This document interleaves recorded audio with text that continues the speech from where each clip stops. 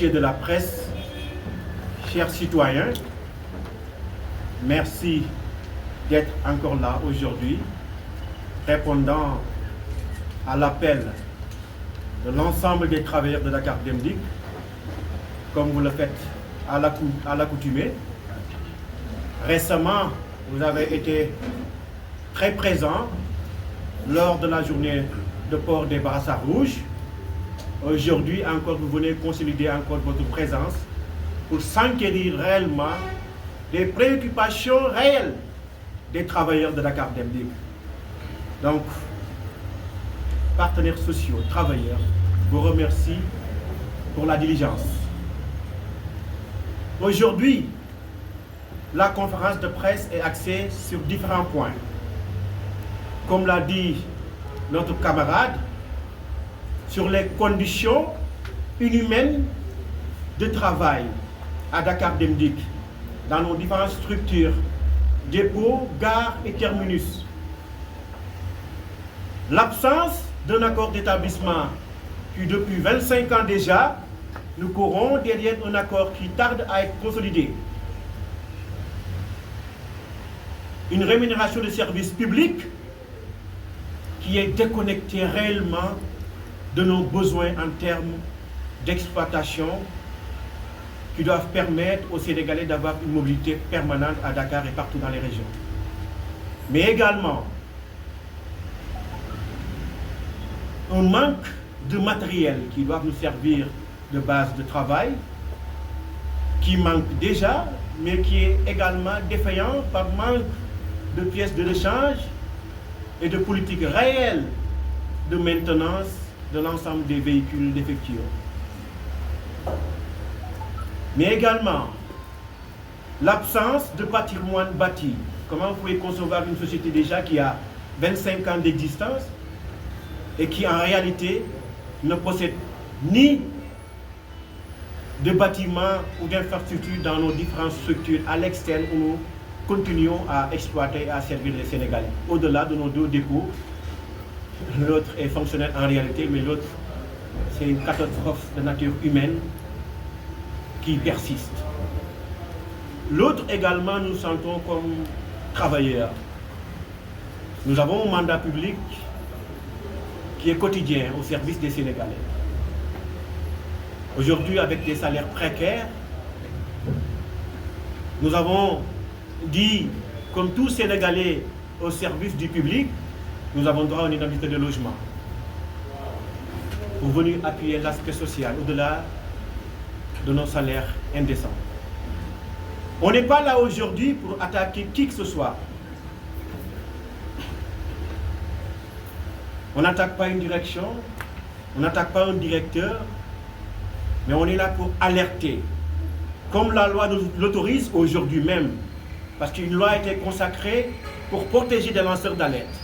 Et je crois que les partenaires sociaux, syndicats et autres activistes sont les premiers qui sont interpellés au niveau des entreprises pour alerter sur la situation des travailleurs qui ont un mandat public à gérer.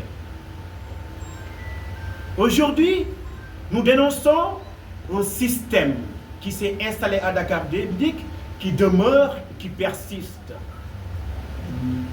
Un système, en réalité, quand on parle de système, c'est le modèle de management qui n'arrive pas à opérer de changement réel. Un modèle de gestion qui maintient les travailleurs dans un système d'exploitation des travailleurs et non pas dans un système de gestion du capital humain.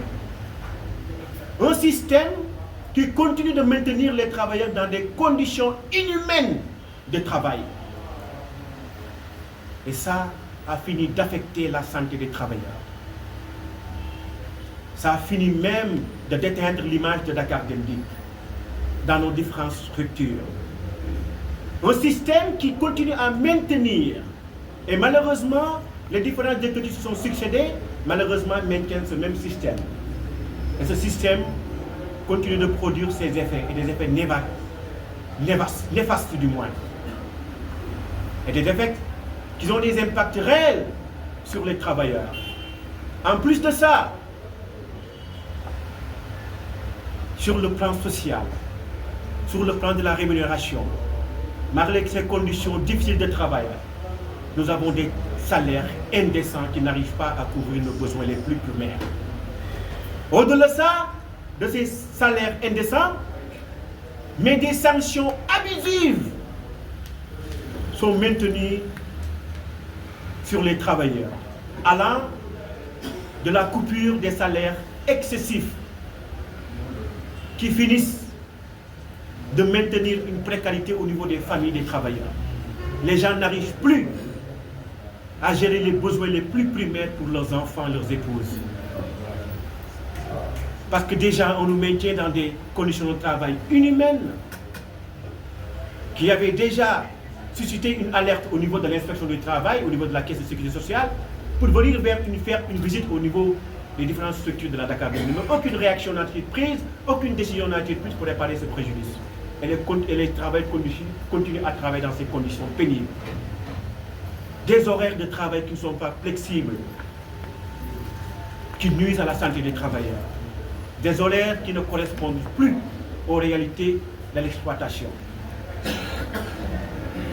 On n'a pas d'air de repos dans les différentes structures. Même pour l'eau potable dans les dépôts, allez à Thiaroye, on n'a même pas une goutte d'eau potable pour les travailleurs. Et malheureusement, l'image qu'on montre de Dakar Dem Dikk, c'est une autre image qui ne traduit pas la réalité intérieure de Dakar Dem Dikk. Parce qu'il y a des gens qui veulent s'affranchir une image, qui veulent montrer une Dakar Dem Dikk, un Dakar Dem Dikk qui est rayonnant, alors qu'à l'intérieur, les gens souffrent. À l'intérieur, Dakar Dem Dikk s'enfonce.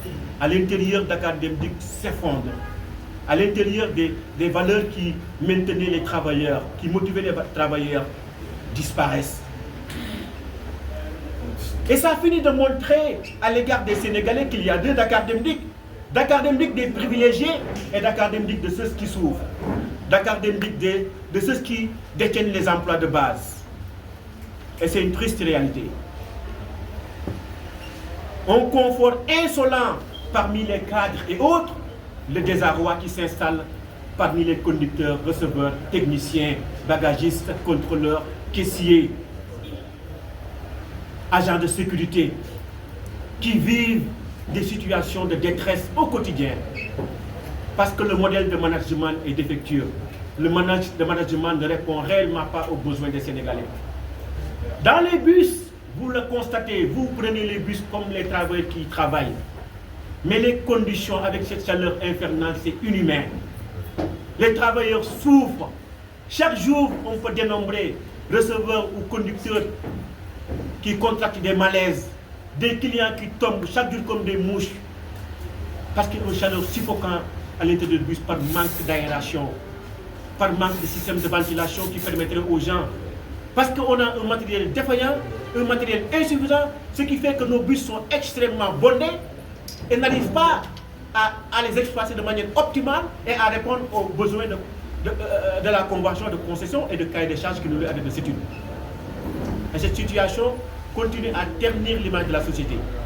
Une société qui emploie plus de 3000 travailleurs, qui doit desservir 15 départements et des communes.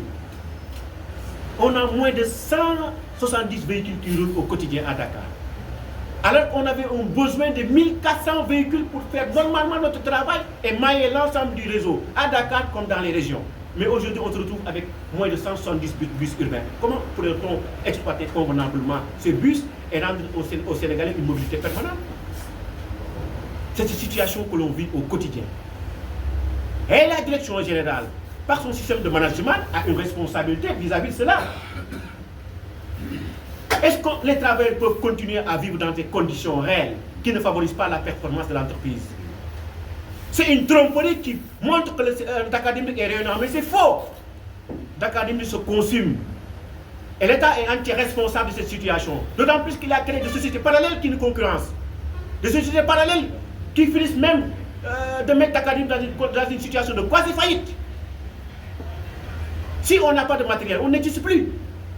Comment l'État peut mettre 419 milliards pour le BRT, pour un tronçon de quelques kilomètres? Comment l'État peut prévoir d'injecter encore 267 milliards pour un programme de réseau de circulation de transport collectif appelé RTC, pour créer 103 lignes pour desservir la lointaine banlieue, alors qu'il y a une société mère qui a fait 25 ans et qui peine à exister. On nous avait programmé, on nous avait promis depuis 2020 1400 bus avec un projet Iveco. 5 ans après, on n'a reçu que 293 bus. Et plus de 100 véhicules sont actuellement défaillants, immobilisés, faute de matériel, de pièces de rechange et de gestion optimale de ces véhicules-là. À qui la responsabilité? Nous souffrons énormément. De l'autre côté, des cadres mis dans des conditions avec un luxe insolent. On nous dit qu'on a mis dans un bâtiment de 4 étages plus d'1 milliard avec des centaines de millions. Allez voir ce bâtiment. On a l'impression que c'est un bâtiment qui est vieux de 10 ans ou de 15 ans. Ils prennent 1 milliard 250 millions pour acheter des voitures qui leur appartiennent au détriment de l'ensemble des travailleurs, au détriment de la performance de l'entreprise. Alors que de l'autre côté, c'est des salaires de misère, c'est des conditions inhumaines. Dans les gares, dans les dépôts. Mais le comble, demandez l'autorisation, allez à Thiaroye pour voir dans les conditions dans lesquelles nous travaillons. Vous allez vous dire comment des êtres humains peuvent être maintenus dans ces conditions pour travailler. Et aujourd'hui, ils nous interdisent même de montrer ces images à l'opinion publique, à l'État, qui en réalité, s'ils avaient ces images, allaient se préoccuper réellement de la situation de l'entreprise et injecter les moyens nécessaires, augmenter la rémunération du service public aujourd'hui qui est insuffisant pour prendre en compte nos réalités d'exploitation, pour prendre en compte les charges liées à l'exploitation, pour prendre en compte des salaires décents, parce qu'on a besoin d'avoir des salaires décents. Oui.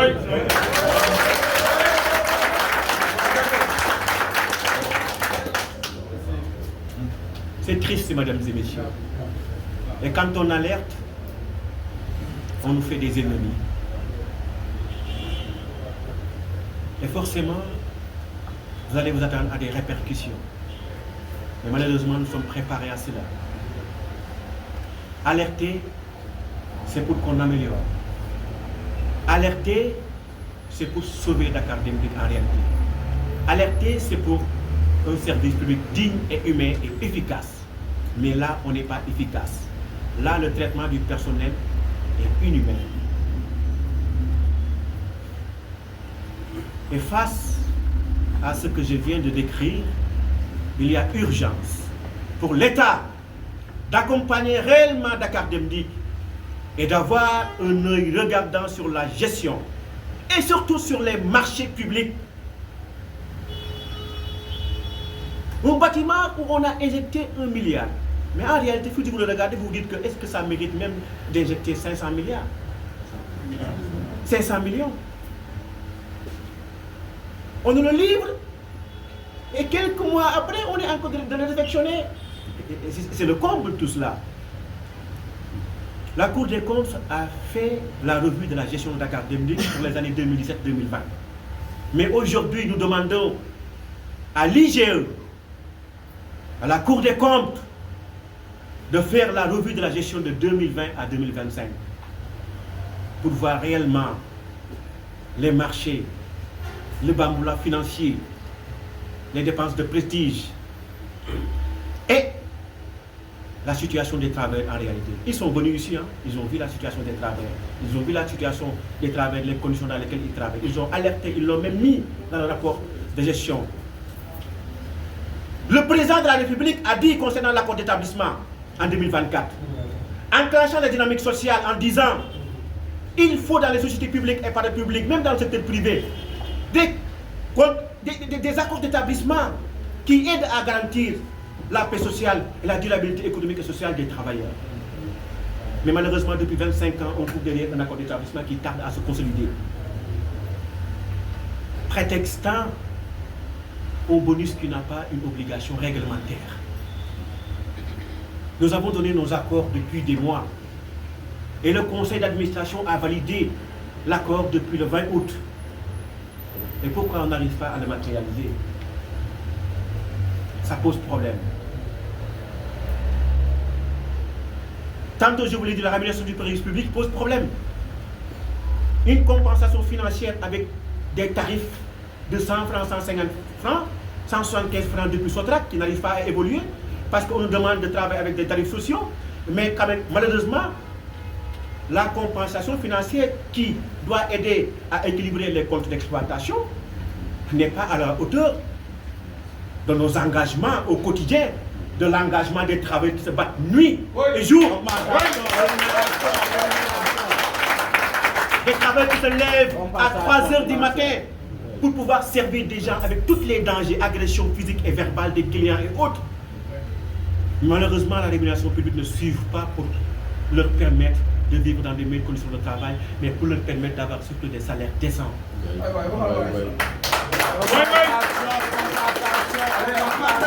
Nous exigeons de meilleures conditions de travail. Nous exigeons un accord d'établissement qui doit être signé avant la fin du mois. Nous exigeons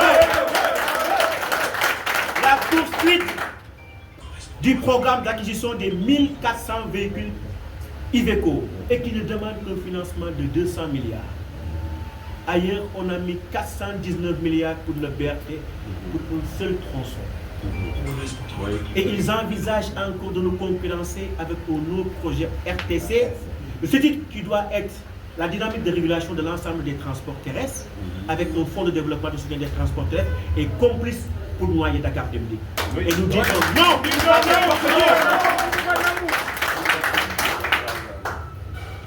Et malheureusement, ce que la Constitution nous consacre, la liberté syndicale, la liberté d'opinion, on nous l'interdit à Dakar Demdik. Parmi les plans d'action, vous avez vu récemment qu'on a fait le port des brassards rouges. Mais une fois qu'on a eu des besoins pour aller à la direction générale, on nous interdit d'entrer sous prétexte qu'on a porté des brassards rouges. Et vous trouvez que c'est normal ça? Non, nous disons non. Et nous alertons l'opinion publique, nous alertons le ministre de tutelle pour que ces forfaitures ne se produisent plus. Et qu'ils aient un œil regardant sur Dakar.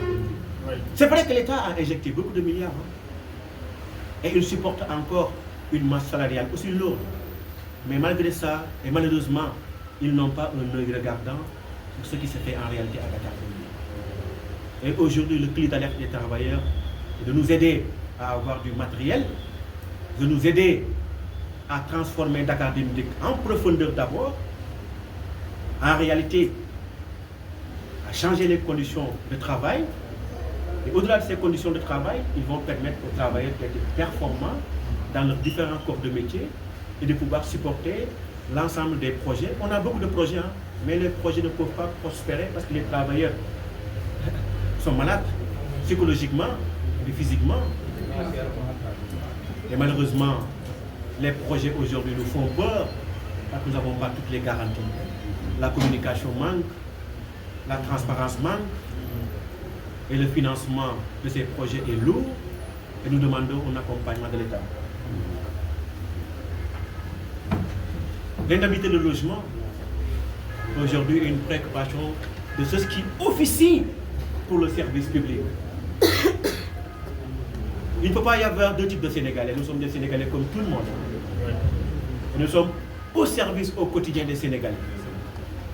Et malheureusement, ce qui nous affecte en réalité les usagers. Aujourd'hui, on a constaté qu'ils commencent à s'organiser en association de consommateurs, d'usagers de Dakar Demdik. Et les mêmes difficultés que nous avons au quotidien, c'est ce qu'ils sont en train de vivre dans le bus actuellement. On a déjà dénombré 2 morts dans nos bus à cause de ces fortes chaleurs. 2 morts et c'est regrettable. Le directeur général l'a dit même. Les bus qu'on a acquis, on ne les a pas commandés. On est allé trouver des bus qui sont déjà prêts et qui étaient préparés pour des normes européennes parce qu'il fait froid là-bas. On les a achetés et qui ne correspondent pas aux réalités d'exploitation en Afrique, plus précisément au Sénégal. Ce qui fait qu'aujourd'hui, on suffoque et les usagers suffoquent dans les bus et déjà avec le manque criant de matériel, les bus sont surchargés Maintenant, on nous parle de maladies impox qui commencent à rallier des différentes localités du Sénégal. Regardez les conséquences que ça doit faire. Donc, c'est une alerte des travailleurs, ce qui fait qu'aujourd'hui, on a réuni la presse pour leur parler de l'ensemble de ces 7 points que vous avez aujourd'hui. Il y a le communiqué de presse qui prend en compte tout cela. Donc, l'indemnité de logement, même s'il n'arrive pas à la généraliser pour les travailleurs de Dakar Dem, mais qu'il l'octroie aux ayants droit qui sont affectés dans les différentes localités de Dakar Dem pour continuer à perpétuer les services publics. L'inspecteur du travail avait donné des injonctions par rapport à cela, mais ils l'ont foulé du poing, ils n'ont rien respecté par rapport à cela. Donc, encore une fois, je crois que c'était le cri de cœur des employés de Dakar Dem Dikk. Je crois qu'en complément, vous avez le communiqué qui, par cohérence par rapport au point qu'on vient de dégager, vous avez les informations nécessaires. Je crois que vous allez compléter le temps que vos camarades s'expriment en Wolof et éventuellement si vous avez d'autres questions.